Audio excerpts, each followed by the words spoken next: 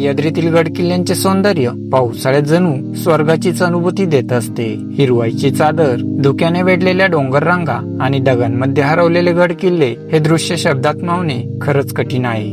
प्रत्येक पायवाट निसर्गाच्या नव्या सौंदर्याकडे घेऊन जाते, तर प्रत्येक बुरुज आपल्या इतिहासाची शांत साक्ष देत आजही अभिमानाने उभे आहेत. नमस्कार मंडळी, स्वागत आहे तुमचे आपल्या युट्यूब चॅनलवर एका नव्या साहसी आणि रोमांचक भटकंतीमध्ये.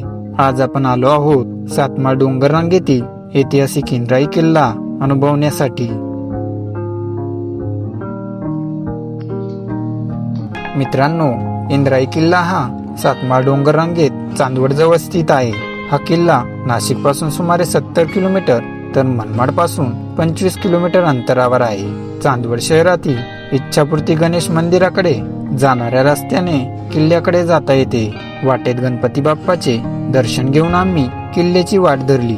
इंद्राई किल्ल्यावर जाण्यासाठी वडबारे, इंद्राई पाडा आणि राजदेरवाडी असे 3 मार्ग आहेत. वडबारे गावातून पहिल्या पठारापर्यंत बाईक नेता येते, मात्र पावसाळ्यात रस्ता खराब असल्यामुळे तेथून 3 ते 4 किलोमीटर पायपीट करावी लागते. त्यामुळे आम्ही इंद्राई पाड्याचा मार्ग निवडला. मित्रांनो, आता आपण किल्ल्याच्या पायथ्याशी असलेल्या इंद्राई पाडा येथे पोहोचलो आहोत. येथे गाडी पार्क करून सुमारे 2 तासाचा ट्रेक करत किल्ला गाठावा लागतो. सकाळी लवकर आल्यामुळे धुक्याच्या चादरीत हरवलेल्या डोंगर रांगांचे विहंगम दृश्य पाहायला मिळाले.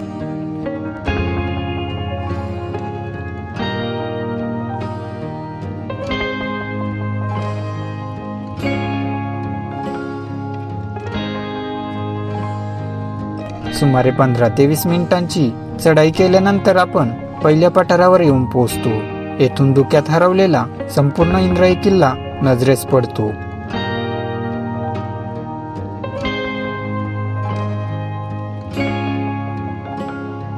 सपाट पठारावरून 5 मिनिटे चालल्यानंतर आपण किल्ल्याच्या अधिक जवळ येतो. येथून पुढे डोंगराच्या कडेला लागून जंगलातून जाणारी पायवाट सुरू होते. उजव्या बाजूला किल्ला आणि डाव्या बाजूला खोलदरी ठेवत डोंगराला वळसा घालून पायरी मार्गापर्यंत जावे लागते.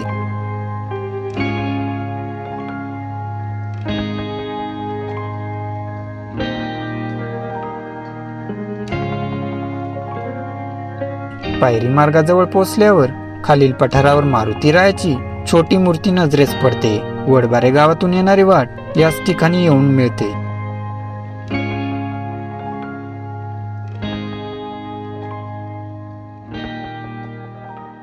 पायरी मार्गापासून पुढे डोंगराच्या कडेने चालत गेल्यावर कातळात खोदलेले मोठे पाण्याचे टाके पाहायला मिळते. थोडे पुढे गेल्यावर डोंगरात कोरलेल्या अनेक गुहा बघायला मिळतात. याच मार्गाने पुढे गेल्यावर किल्ल्याचा चोर मार्ग नजरेस पडतो. तो पाहून आम्ही याच मार्गाने गड चढण्याचा निर्णय घेतला.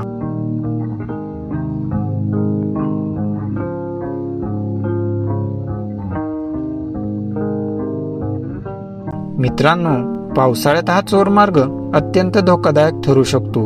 अनेक ठिकाणी दगड ढासळलेले दिसतात. प्रवेशद्वारातून पुढे गेल्यावर कातळात कोरलेली देवळी आणि पुढे छोटे मंदिर पाहायला मिळते.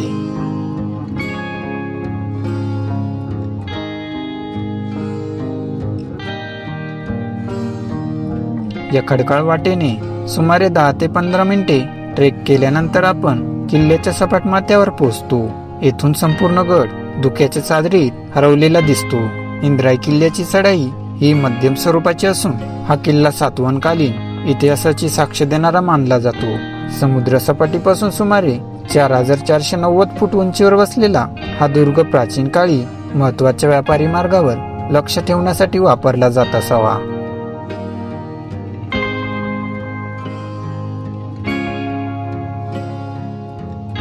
सपाट माथ्यावरून 10 मिनिटे चालल्यानंतर काही उद्ध्वस्त समाध्यांचे अवशेष दिसून येतात. पुढे दुसऱ्या पठारावर कातळात कोरलेल्या खांब टाक्या पाहायला मिळतात. या काही प्रमाणात बुजलेल्या असल्या तरी त्यामध्ये आजही पाणी साठलेले दिसते. टाक्यांसमोरच एका पडक्या मंदिरासारखी छोटी वास्तू बघायला मिळते.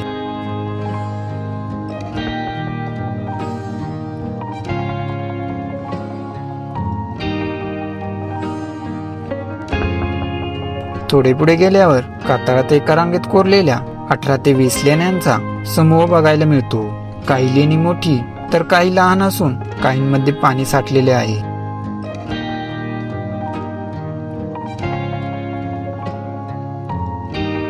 लेणी पाहून आणखी 5 ते 10 मिनिटे चालल्यानंतर आपण महादेव मंदिरापाशी पोहोचतो.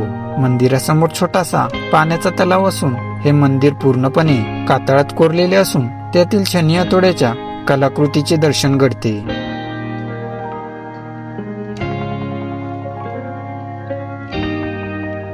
मंदिरापासून थोडे वर चढाई केल्यावर कातळात खोदलेला मोठा आणि सुंदर तलाव बघायला मिळतो.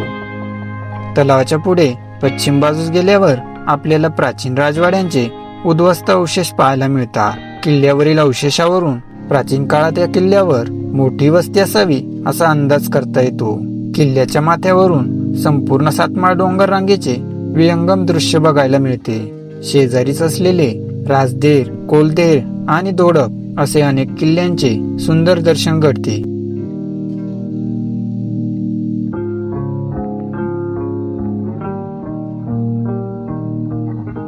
मित्रांनो, अशा प्रकारे निसर्गाचा आनंद घेत आम्ही संपूर्ण किल्ला एक्सप्लोर करून परत आल्या वाटेने राजमार्गाने गड उतरायला सुरुवात करतो.